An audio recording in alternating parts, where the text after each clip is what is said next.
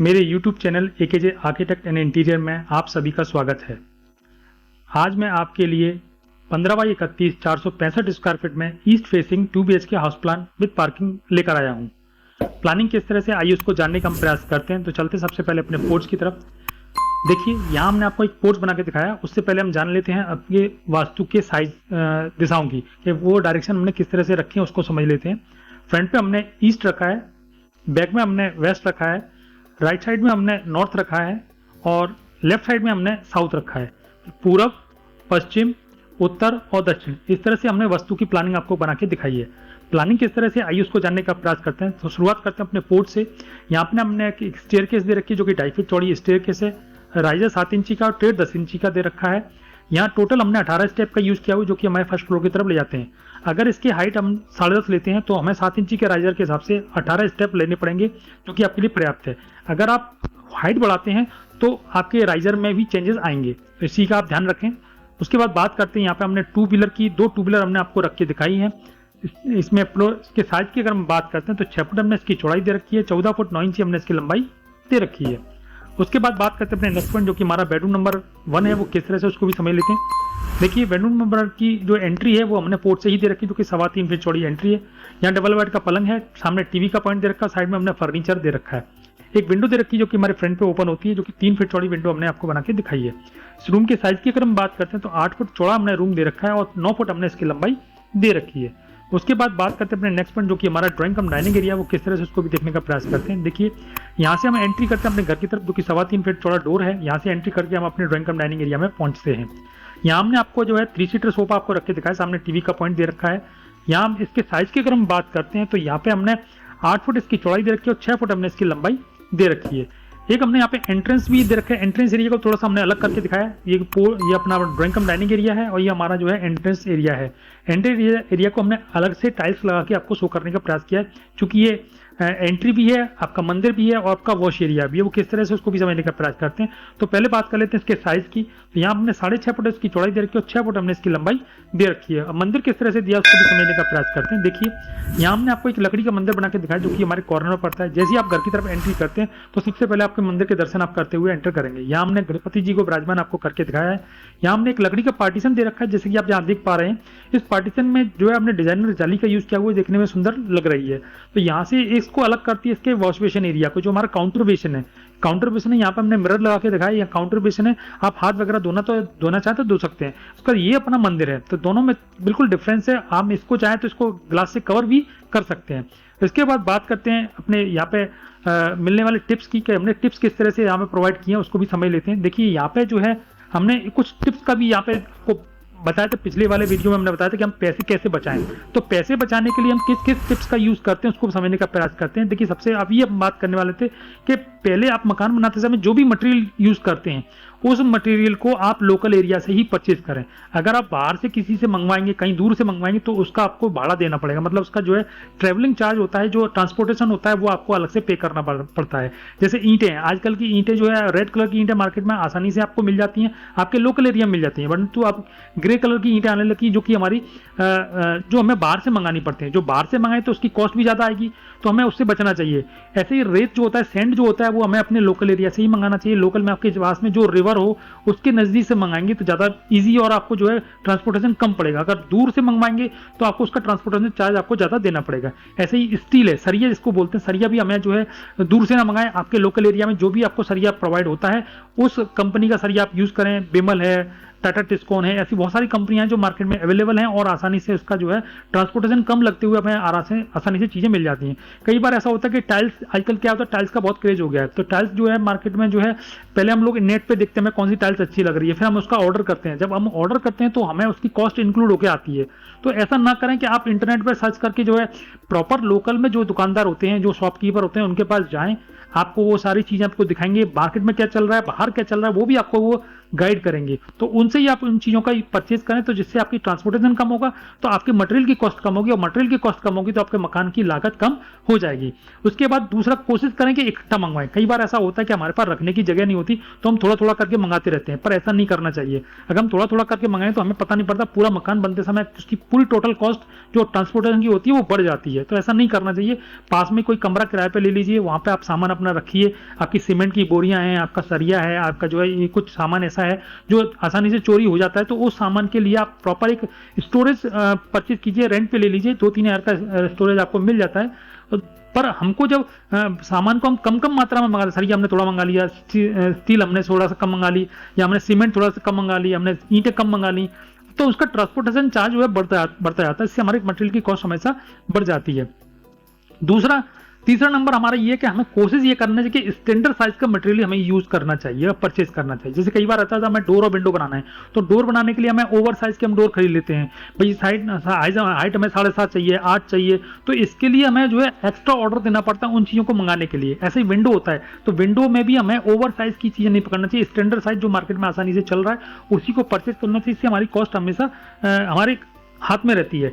Tiles भी होती है, टाइल्स को भी जो है हमें स्टैंडर्ड साइज में ही खरीदना चाहिए। जैसे कभी आजकल 4x6 की टाइल्स चल रही है, 5x7 की टाइल्स चल रही है, तो ऐसा ना करते हुए अपने लोकल में 2x6 की, 2x4 की टाइल्स आपको आराम से आसानी से मिल जाती है आपके मतलब लो ट्रांसपोर्टेशन चार्ज में। अगर आप बड़ी साइज की टाइल्स यूज करेंगे, आपको वो बाहर से मंगानी पड़ेगी, उसका ऑर्डर देना पड़ेगा। आपके जो है घर में टैप्स हैं, मतलब टोंटियां हैं, आपके नल हैं, आपके जो है वॉश बेसिन्स हैं, ऐसी बहुत सारी चीज़ें हैं जो आपको जो है मार्केट में आपको नेट पे, इंटरनेट पे आजकल चीज़ें, बहुत सी चीज़ें हमें देखने वाली, ये चीज़ नई है, ये चीज़ नई आई मार्केट में, तो ये चीज़ आप देखते हैं तो आपको उसको ऑर्डर करना पड़ता है। ऑर्डर करेंगे तो वो चीज़ ऑटोमेटिकली कॉस्टली हो जाएगी, तो आपके मकान की कॉस्ट पे असर आएगा। तो आपका अगर लो बजट है तो कोशिश करें कि आप इन चीज़ों का ध्यान रखें कि हमें जो है लोकल एरिया में मिलने वाली चीज़ों का ही यूज़ करना है।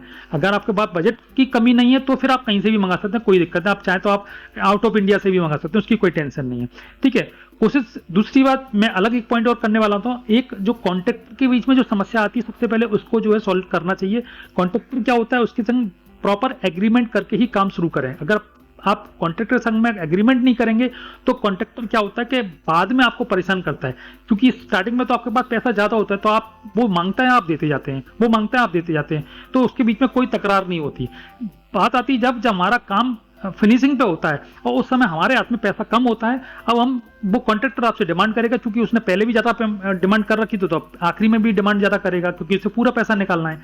तो पूरा पैसा निकालने के चक्कर में वो आपसे पूरा पैसा ले चुका होगा, अब वो अपने टाइम आपको प्रॉपर नहीं देगा। जब टाइम नहीं देगा तो क्लैशिंग होगी, और आपका जो है वो कई बार कैसा होता है काम छूट जाता है, तो दूसरा कॉन्ट्रैक्टर पकड़ना पड़ता है, तो उसे फिर हमें एक्स्ट्रा कॉस्ट देनी पड़ती है उस काम को शुरू करने या खत्म करने के लिए। कोशिश करें प्रॉपर एग्रीमेंट करें, उससे जो भी पैसा लेन देन है वो लेन देन की बात भी उसी पॉइंट पे करें। 4 किस्तों में पैसा दें उसे पूरा, 5 किस्तों में पैसा बांट लें, और 5 किस्तों को भी जो है मतलब 3 किस्तों में बांटें। जैसे अपने मंथ के लिए 1 लाख रुपए हो रहा है, तो 1 लाख रुपए को 4 किस्तों में बांटा तो 25,000 रुपए होता है। तो 25,000 को भी 2 भागों में बांट दीजिए, 3 भागों में बांट दीजिए, 8 × 24। तो इस तरह से थोड़ा थोड़ा पैसा करके देंगे तो आपका काम भी चलता रहेगा। नहीं तो इसको वो तो क्या करते हैं, 25,000 देना बाबूजी, 50,000 देना, तो उससे क्या होता है आपकी कॉस्ट बढ़ जाती है। तो ऐसा आपको नहीं करना है, और मटेरियल की कॉस्ट भी आपको ध्यान में रखना है। अब चलते हैं अपने नेक्स्ट पॉइंट जो कि हमारा है किचन एरिया, वो किस तरह से उसको भी समझने का प्रयास करते हैं। देखिए किचन की जो एंट्री है वो हमने ड्राइंग कम डाइनिंग एरिया से दे रखी है, और एक डिजाइनर जाली का भी यूज किया हुआ, जिससे कि जो है पार्टीशन जो है बहुत देखने में सुंदर लगता है, क्योंकि आजकल ये मार्केट में चल रहा है। तो हमें इंटीरियर का भी ध्यान रखना है, कंस्ट्रक्शन करते समय हमें इंटीरियर का भी ध्यान रखना है कि हमारी जो है चीजें इंटीरियर के हिसाब से अच्छी भी लगनी चाहिए। तो यहाँ पे हमने एक टीवी का पॉइंट भी दे रखा है, और डिजाइनर जाली भी आपको लगा के दिखाई है। जैसे हम एंट्री करते हैं अपने किचन की तरफ, तो ये 3 फुट का डोर हमें बाकी मिलता है, 3 बोर्ड से हम अपने घर की तरफ एंट्री करते हैं। यहाँ हमने आपको एक विंडो दे रखी है जो कि 2.5 फीट चौड़ी विंडो है, जिससे हम प्रॉपर तरीके से बाहर आने जाने वालों को यहाँ से देख सकते हैं। कॉर्नर में हमने रेड कलर का फ्रिज रख के दिखाया है, एक साइड में हमने गैस चूल्हा और दूसरी साइड में हमने जो है सिंक लगा के दिखाया है। ऊपर नीचे हमने फर्नीचर लगा रखा है, क्योंकि ये मॉड्यूलर किचन है इसलिए हमें ऊपर नीचे फर्नीचर हम यूज कर सकते हैं। यहाँ जो हमने गैस लगाई है तो गैस के हिसाब से हम यहाँ चिमनी का भी यूज कर सकते हैं। चिमनी का आउटलेट हम जो है अपने पोर्ट में दे सकते हैं। अगर किचन के साइज की अगर हम बात करते हैं तो 8 फुट हमने इसकी चौड़ाई दे रखी है और 5 फुट हमने इसकी लंबाई दे रखी है, जो कि पर्याप्त है। उसके बाद बात करते हैं अपने नेक्स्ट पॉइंट, जो कि हमारा अभी तक की जो प्लानिंग हमने देखी उसको भी एक बार पूरा देखने का प्रयास करते हैं कि एक बार हम पूरी कैसे लग रही है। देखिए यहाँ से हम एंट्री करते हैं, एंट्री से हम स्टेयरकेस दे अपने फर्स्ट फ्लोर की तरफ जाते हैं। एक बेडरूम नंबर 1 दे रखा है, उसके बाद एंट्री करते हैं अपने घर की तरफ। यहाँ से एंट्री करते से सबसे पहले मंदिर के दर्शन करेंगे, या हमें हाथ वगैरह धोना तो वो करेंगे। यहाँ पर अपना सोफा हमने दे रखा है, हमारा ड्राइंग कम डाइनिंग एरिया है, तो यहाँ पर हम चाहे खाली जगह में मिल रही है तो आप चाहे तो यहाँ डाइनिंग टेबल आराम से आप रख सकते हैं। यहाँ हमने कोई किचन दे रखा है जो कि ओपन किचन है, अभी आप चाहें तो इसे कवर कर सकते हैं। दीवार ये जो अपनी वॉल है, इस वॉल को यहाँ तक आप खींच के लाएंगे और यहाँ पे एक डोर लगा देंगे तो ये आपकी कवर्ड किचन हो जाएगी। अभी हमने इसको ओपन किचन बनाने का प्रयास किया तो ये किचन है। इस तरह से प्लानिंग हमने आपको बना के दिखाई है, देखने में सुंदर लग रही है। उसके बाद बात करते हैं अपने नेक्स्ट पॉइंट, जो कि बेडरूम नंबर 2 है, वो किस तरह से उसको भी देखने का प्रयास करते हैं। देखिए बेडरूम नंबर 2 की जो एंट्री है वो ड्राइंग कम डाइनिंग एरिया से देखिए, जो कि 3.25 फीट चौड़ी एंट्री है। एंट्री से आप दिख रहे हैं, डबल बेड का पलंग दे रखा है, सामने टीवी का पॉइंट दे रखा है, साइड में हमने फुल साइज का फर्नीचर लगा रखा है जिसमें मंच आप स्टोरेज कर सकते हैं।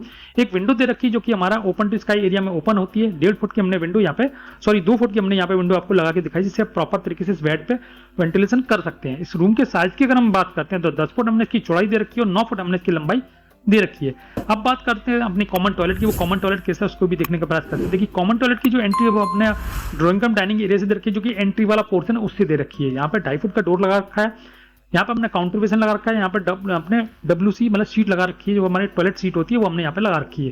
क्योंकि वेडिंग एरिया हमने पीछे रखा है और टॉयलेट पोर्शन हमने आगे रखा है। यहाँ हमने एक ग्लास पार्टीशन दे रखा है, एक विंडो दे रखी है, वेंटिलेशन है जो कि 2.5 फुट चौड़ा वेंटिलेशन, जो कि हमारे ओपन टू स्काई एरिया में ओपन होता है। इस टॉयलेट के साइज की अगर हम बात करते हैं तो 4 फुट हमने इसकी चौड़ाई दे रखी है और 6 फुट हमने इसकी लंबाई दे रखी है। उसके बाद बात करते हैं अपने नेक्स्ट पॉइंट, जो कि हमारा ओपन टू स्काई एरिया, उसको भी देख लेते हैं। देखिए ओपन टू स्काई एरिया के लिए हमने 2 चीजों के लिए वेंटिलेशन दिया, हमारे टॉयलेट के लिए और हमारे बेडरूम मास्टर बेडरूम के लिए। तो दोनों का वेंटिलेशन हम इसे OTS से कर सकते हैं। इसका साइज की अगर हम बात करते हैं तो 4 फुट हमने इसकी चौड़ाई दे रखी है और 2.5 फुट हमने इसकी लंबाई दे रखी है। अब बात करते हैं अपनी ओवरऑल प्लानिंग की। ओवरऑल प्लानिंग कैसी है उसको देखने का प्रयास करते हैं। देखिए मैं यहाँ पे वास्तु की बात दोबारा से आपसे कर लेता हूँ। फ्रंट की अगर हम बात करते हैं तो फ्रंट हमारा ईस्ट है, बैक की बात करते हैं तो वेस्ट है, और राइट साइड की बात करते हैं तो ये नॉर्थ है, और लेफ्ट साइड की बात करते हैं तो साउथ है। मतलब पूरब, पश्चिम, उत्तर, दक्षिण, इस तरह से हमने ये आपको सेट करके दिखाया है। हम बात करने वाले थे इसके वास्तु की। तो देखिए वास्तु में हमने यहाँ पे एक जो किचन दे रखी है वो हमारी आग्नेय कोण में आ रही है। ये हमारा टॉयलेट है जो हमारा नॉर्थ वेस्ट कॉर्नर में आ रहा है, जो कि हमारा वायव्य कोण बनता है। मंदिर हमारा जो है ईशान कोण में टच कर रहा है, तो हम ईशान कोण में दे सकते हैं इसे। ठीक है, इस तरह से हमने जो है एंट्री है और जो स्टेयरकेस है, स्टेयरकेस हमारी क्लॉकवाइज है, ये हमने जो वास्तु के अकॉर्डिंग यहाँ सेट करके दिखाई है आपको। स्टेयरकेस का जो पॉइंट होता है वो हमारा जो हमारी एंट्री है वो मैंने हमारी नॉर्थ ईस्ट एंट्री दे रखी, जो कि शुभ मानी जाती है, और यहीं से हमने स्टेयरकेस दे रखी जो कि हमें फर्स्ट फ्लोर की तरफ ले जाती है। तो इस तरह से हमने टोटल इसमें वास्तु का यूज किया हुआ है। तो यहाँ पे सबसे पहले बात करते हैं अपने पोर्च की। यहाँ पोर्च दे रखा है, पोर्च के बाद हम यहाँ से एंट्री करते हैं अपने घर की तरफ। तो यहाँ पे बेडरूम नंबर 1 हमने दे रखा है, एक किचन दे रखी है, यहाँ हमने ड्राइंग कम डाइनिंग एरिया दे रखा है, यहाँ पे हमने जो एंट्रेंस का मंदिर भी दे रखा है, और यहाँ हमने एरिया को डाइनिंग टेबल के लिए छोड़ रखा है। यहाँ हमने एक मास्टर बेडरूम दे रखा है, और यहाँ अपने कॉमन टॉयलेट दे रखा है। पीछे ओपन टू स्काई एरिया दे रखा है जो दोनों चीजों को वेंटिलेट करेगा। देखो दोनों चीज का वेंटिलेशन 80 हो जाता है, किचन का वेंटिलेशन पोर्ट से हो रहा है, और आगे वाले बेडरूम का वेंटिलेशन रोड साइड से हो रहा है। और यहाँ पे वेंटिलेशन की जरूरत नहीं, क्योंकि ये किचन ओपन है, तो यहाँ से भी वेंटिलेशन हो सकता है, यहाँ से भी वेंटिलेशन आपका आराम से हो सकता है। ये 15x31 की प्लानिंग है, 15 फुट की चौड़ाई है और 31 फुट अपनी इसकी लंबाई दे रखी है। उसके बाद बात करते हैं अपने इसके फ्रंट की। तो एक फ्रंट के साथ साथ कंस्ट्रक्शन कॉस्ट भी देख लेते हैं। देखिए फ्रंट की अगर हम बात करें तो यहाँ पे हमने जो खूबसूरत सा आपका फ्रंट बना के दिखाया है, यहाँ हमने डिजाइनर जाली का यूज किया हुआ है, दोनों तरफ हमने लाइट जो 2 वे लाइट आती है उसका यूज किया हुआ है, और गार्डन बना के दिखाया जो कि हमारी प्रॉपर्टी से बिल्कुल बाहर है।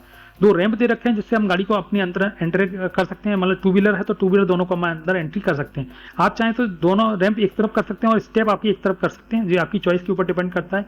यहाँ हमने आपको एक डोर दे रखा है जो कि क्लैडिंग वाला डोर है, जो स्टील का डोर है, क्लैडिंग आप कर सकते हैं। यहाँ विंडो दे रखी है।